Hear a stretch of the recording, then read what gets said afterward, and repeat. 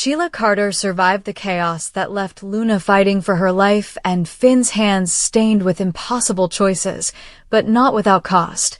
During the frenzied scuffle to wrest the gun from Luna's grasp, a stray shot tore into Sheila's foot, shattering several toes and condemning her to an agonizing amputation of her smallest digit, a reminder that, even in victory, she bore the scars of battle. Confined to a wheelchair and bound by pressure bandages yet fueled by a fury that blossomed in the sterile halls of Los Angeles Memorial, Sheila saw in her injury not weakness, but opportunity. Here was proof of her sacrifice. Proof that she had risked everything to save Steffy from Luna's second shot. Proof that she could embody the grieving grandmother the world would pity, and she intended to use every drop of that pity to deepen the fissure between Steffy and Finn. As Luna teetered on the edge of death in ICU, and Finn slipped into the darkness of survivor's guilt, Sheila reached into her designer purse for the phone that held the key to her cruel gambit, unedited footage from your camera, captured in the moment of agonizing decision, showing Steffy herself, voice firm and eyes blazing, instructing Lee, priority to Liam, he's already lost so much, just save Liam. In the video, Steffy's tone is urgent, her face taut with fear, but her words are damning when flashed across the glare of millions of smartphone screens. Without hesitation, Sheila unleashed the clip onto every social media platform she could access: Instagram stories, Twitter feeds, Facebook timelines, even the rumor sites that traded exclusively in daytime drama scandals.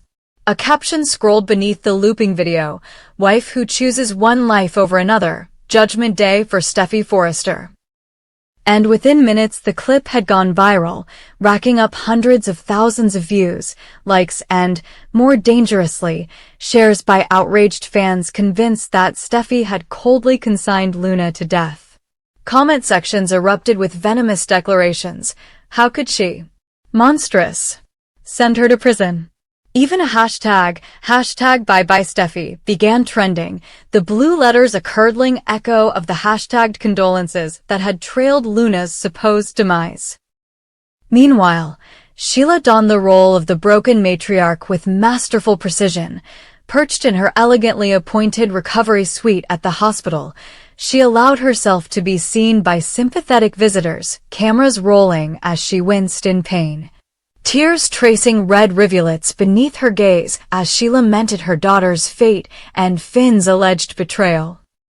She wore soft cashmere shawls to hide the metal pins in her foot, allowing well-wishers to think her fragile form might crumble at any moment, all while her mind worked like a surgeon's scalpel to slice deeper into the marital bond of her own son's household. She granted interviews to the local news, her voice trembling with righteous indignation as she pleaded for justice. My heart breaks for Luna, robbed of her chance at life while her mother-in-law and daughter-in-law stood by, prioritizing a man's survival over an innocent child's breath. How can any mother bear that weight? Each well-timed public appearance spread Steffy's guilt like ink in water, turning friends into critics and supporters into skeptics. At Forrester Creations, the offices buzzed with uneasy whispers. Interns passed around links to the video before meetings, junior designers glanced at Steffy with fresh wariness, and the receptionist had begun screening calls, fearing that death threats might be directed at the woman who had dared choose Finn's son over an adoptive daughter. Steffy, once the chic visage of grace under pressure, found herself shrinking beneath the glare of flashing cameras whenever she left her home. Paparazzi camped outside her gated driveway at all hours, calling her a villain in elegant couture, and social media influencers wove webcasts dissecting her every expression. Did that twitch of her lip betray cold calculation, or fear of the storm she had unwittingly unleashed?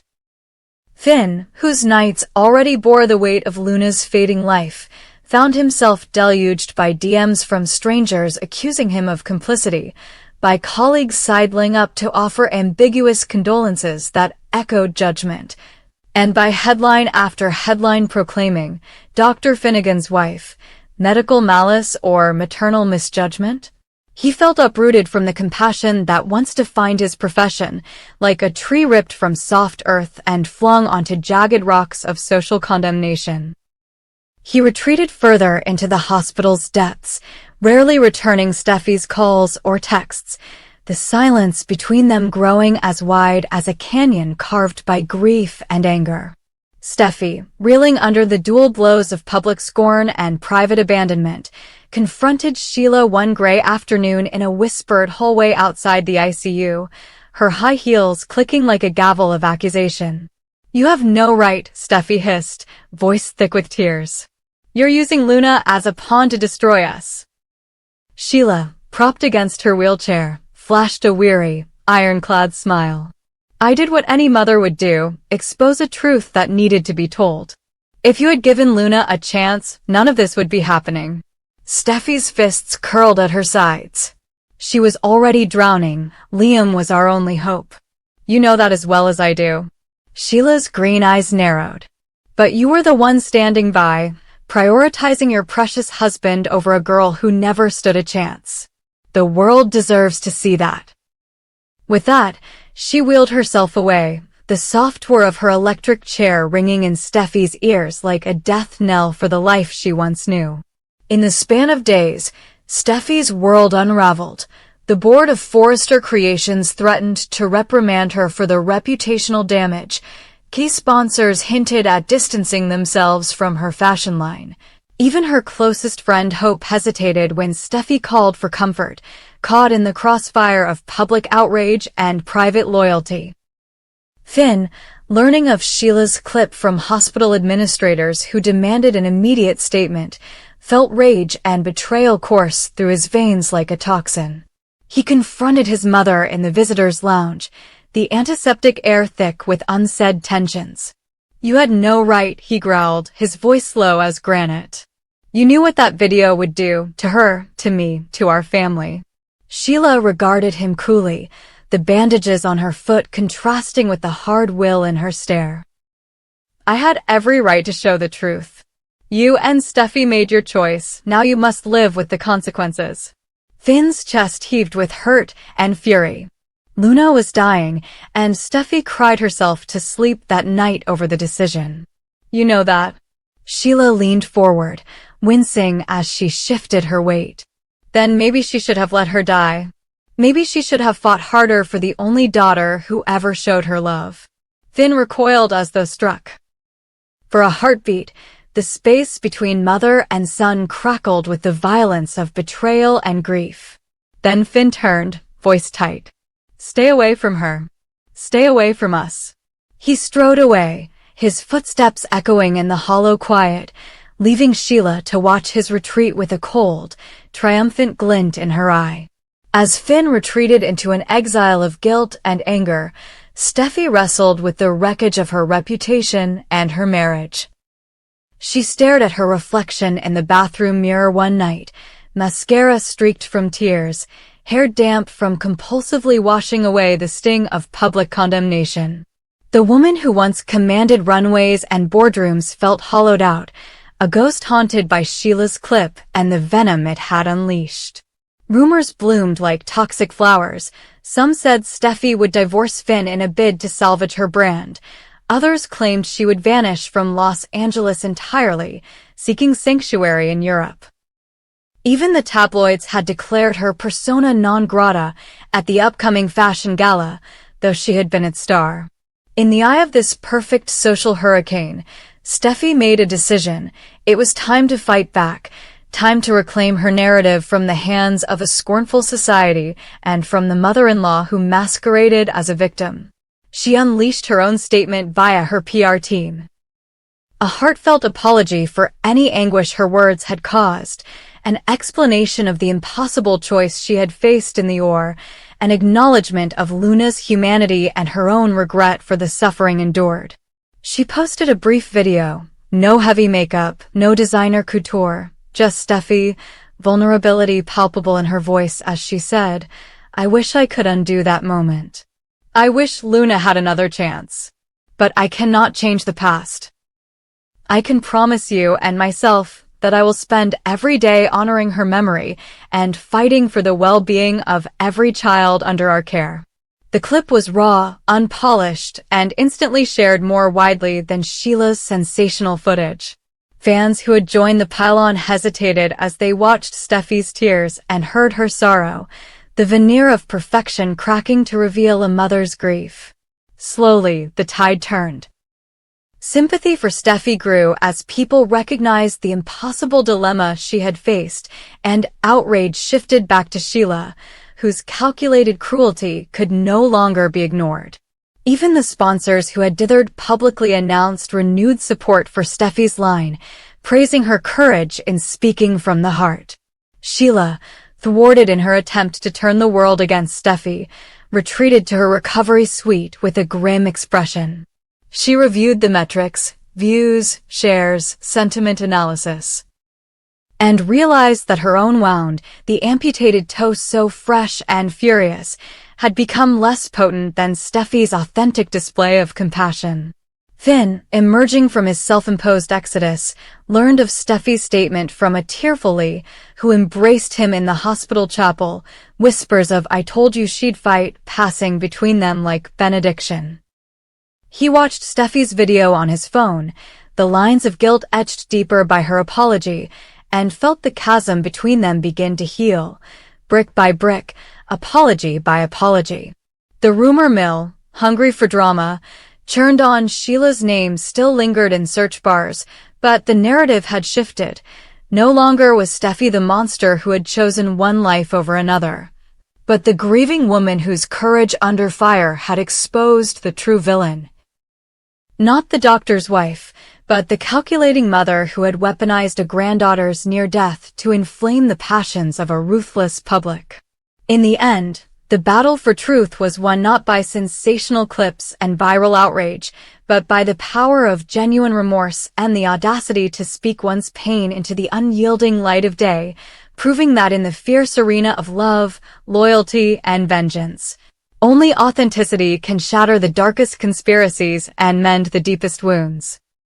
Carter Walton had once vowed to be a steadfast harbor for Hope Logan and her daughter Beth, offering the stability that Liam Spencer's whirlwind emotions sometimes lacked.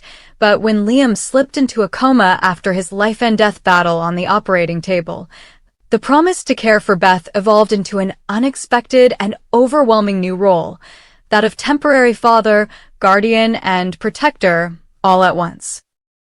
The weight of this responsibility settled on Carter's broad shoulders like a storm cloud he could neither shake nor outrun, as he found himself pacing the quiet corridors of Los Angeles Memorial Hospital long after visiting hours, cradling Beth in his arms to soothe her frightened tears, coordinating with social workers on her care, and making impromptu phone calls to arrange childcare and school plans in the event that Liam never woke from his induced coma.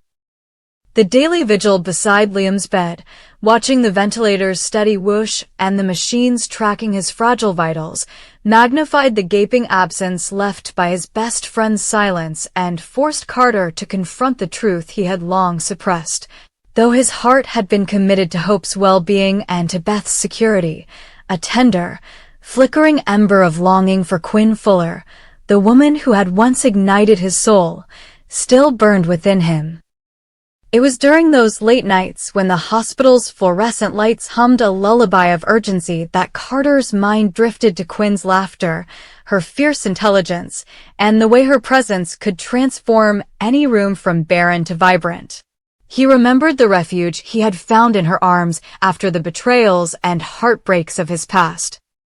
How Quinn had listened without judgment when he confessed his insecurities, how she had stood by him when professional ambitions and personal demons collided, and how, despite their separate journeys, their connection had never quite flickered out. Yet life had led them apart. Quinn had married Eric Forrester to secure her place in the world she craved. Carter had thrown himself into his career and into being the rock for Hope and Beth, and now fate had delivered them back to Los Angeles. With Liam lying unconscious and Quinn returning unexpectedly, her eyes shadowed with concern, to visit the man she had once rescued from a spiral of self-destruction. Quinn's arrival in the ICU was both a balm and a blow to Carter's heart. He saw her appear in the doorway, her blonde hair tied back in a loose chignon, her hand bracing against the wall as if to steady herself against the shock of seeing Liam's pale face and the machines that tethered him to life. Quinn's expression of raw vulnerability, her lips trembling as she whispered, "Liam, it's me," despite the fact that he could not respond. Rekindled memories of nights spent confiding in each other, of shared dreams and whispered hopes, and Carter felt the ground shift beneath his feet. He approached her quietly, his visitor badge rattling against his shirt, as he offered a gentle nod of acknowledgement that belied the tumult within. Quinn looked up at Carter with gratitude and relief, leaning on him as she fought to hold back tears, and in that moment the lines between past and present blurred. Carter's protective instincts and buried affection surged to the surface in a single heartbeat. As Carter held Beth in the hospital playroom on that same night, reading her favorite storybook in a voice that quavered with the weight of sorrow, Hope's absence from home became more pronounced. Hope had been spending every spare moment at Liam's bedside, her hands never far from his, her whispered promises of "come back to me, Liam," echoing as a mantra in the sterile ward. Yet when she did return home, exhaustion overwhelmed her, and Carter found her crumpled on the sofa, Beth asleep in her arms, tears streaking through the smudged eyeliner around her eyes. He sat beside her in silence, letting their shoulders brush, as if the contact might anchor them both in a reality that felt increasingly tenuous. He offered to make tea, to take Beth for a walk, to handle any burden that might lighten Hope's load, but each kind gesture only underscored his growing realization that despite his devotion to Hope, his heart still ached for Quinn. Meanwhile, Quinn's visits to the hospital became as routine as breath itself. She arrived early, slipping past nurses with discreet smiles, and took her place beside Liam, stroking his hair and talking to him in gentle tones. Carter watched this with a mix of admiration and jealousy, his professional respect for Quinn's loyalty now colliding with a desperate longing that threatened to unravel him. He found himself waking in the earliest hours to check the monitoring screens before either Quinn or Hope arrived, to seem indispensable, but also to steal moments of solitude in which he could wrestle with his emotions. As the days ticked by,